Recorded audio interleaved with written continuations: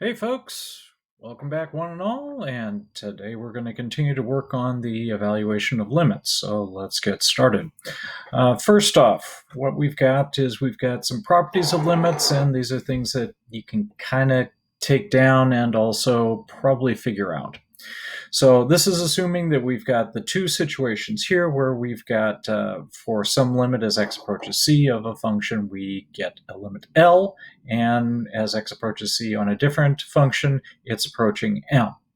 Well, it's going to be kind of common sense on some of this stuff, so please don't think it's going to be earth-shattering.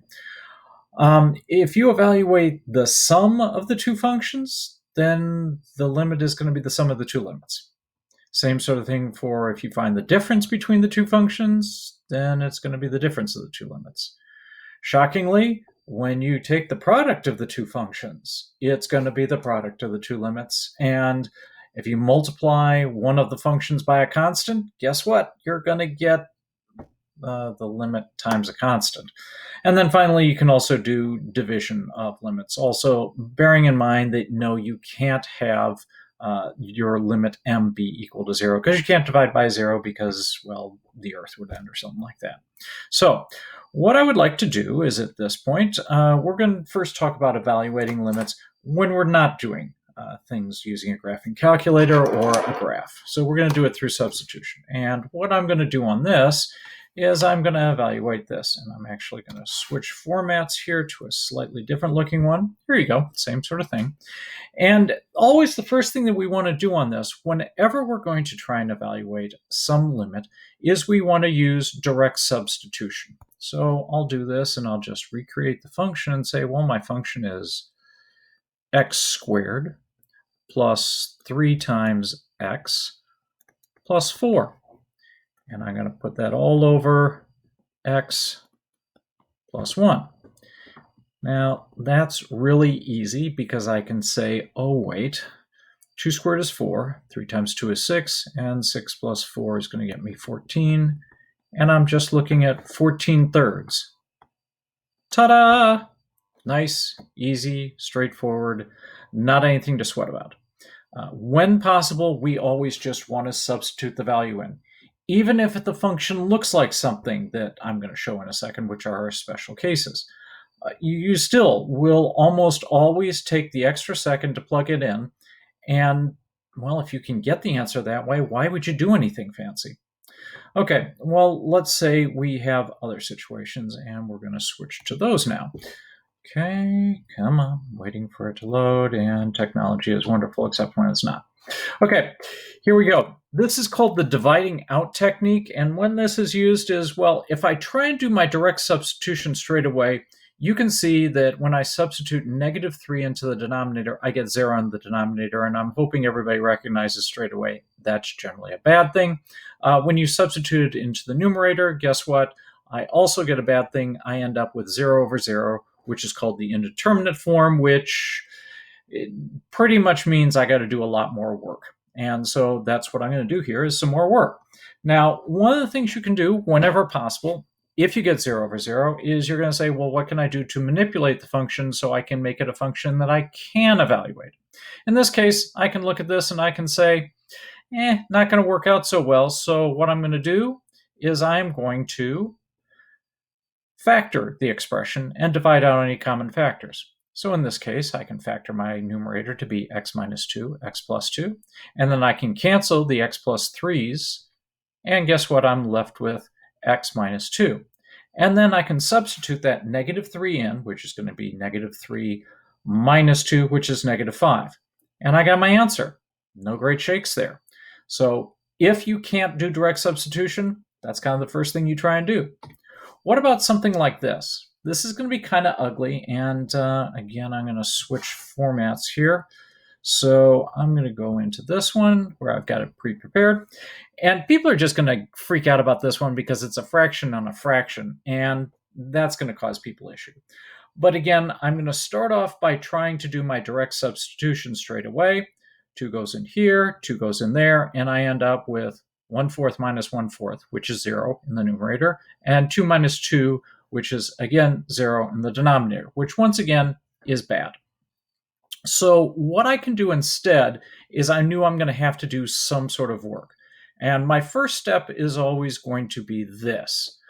I am going to say, I'm going to take the limit as x gets close to 2. And by the way, I know I need to say this.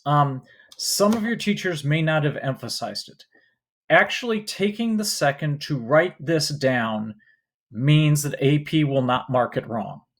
I know it's an annoying step, but you have to write that limit step down there, or otherwise AP says, oh, you made the limit go away, so therefore you're done and you got the problem wrong.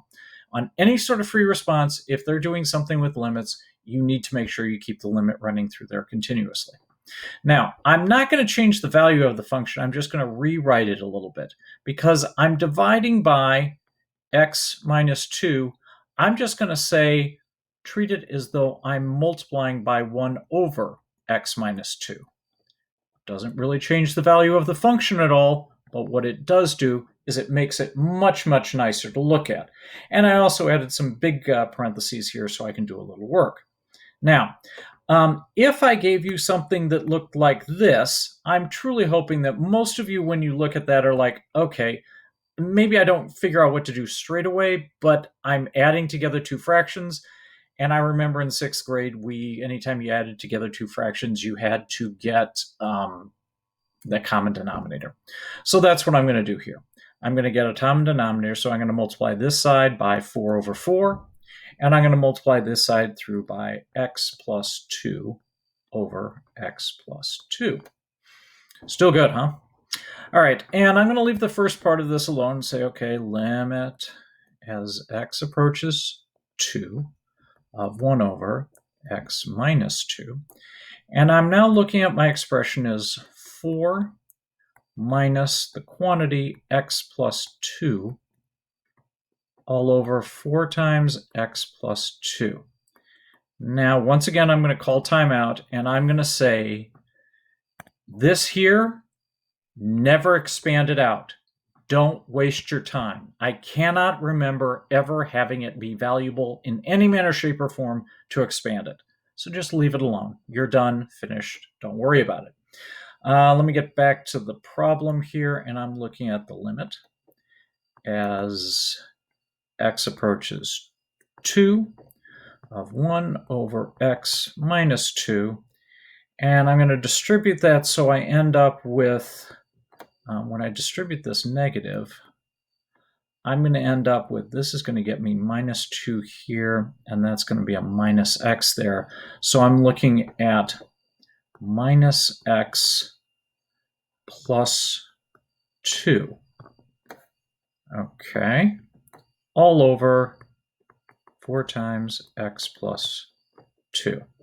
Now, I'm hoping that you're kind of eyeballing right now this piece here and this piece here, because they're very, very similar. It's just that, don't know how to say it any other way.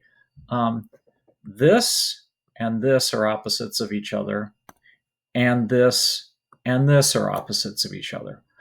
Generally, most of the time that I've seen this problem occur, this sort of situation is going to be what you're playing with.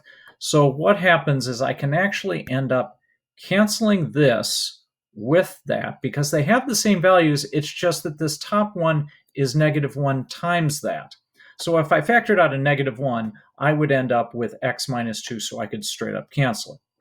So I'm finally down to the point where I can say that the limit, as x approaches 2, of -1 over 4 times x plus 2, I can now do my direct substitution.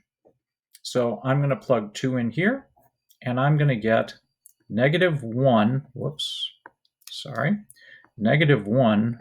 over 4 times 4, which is going to be 16.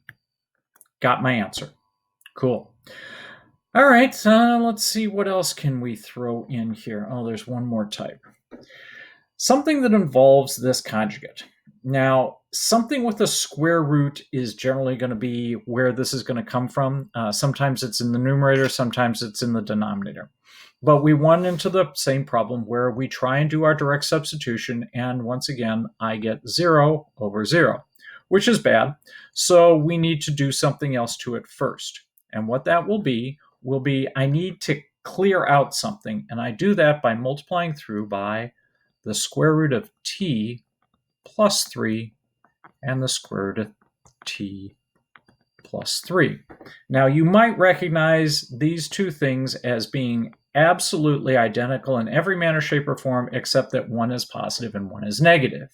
That's why it's called the conjugate. It's the thing you multiply to clean up something else. You do this when you're dealing with imaginary numbers and when you've got square roots. So once again, I'm going to multiply this mess out a little bit, and I'm going to say it's still going to be a limit as t is approaching 9 of, let's see what we've got here, t minus 9 times square root of t plus 3. And you're noticing again, I didn't bother to try and expand that. Reason why is it never suits me to be able to do that. I don't gain anything. But let's go back over here for just 1 second and notice this here and this here. Those two things are really identical, except one's plus and one's minus. In other words, it's the situation for a difference of squares setup that was factored.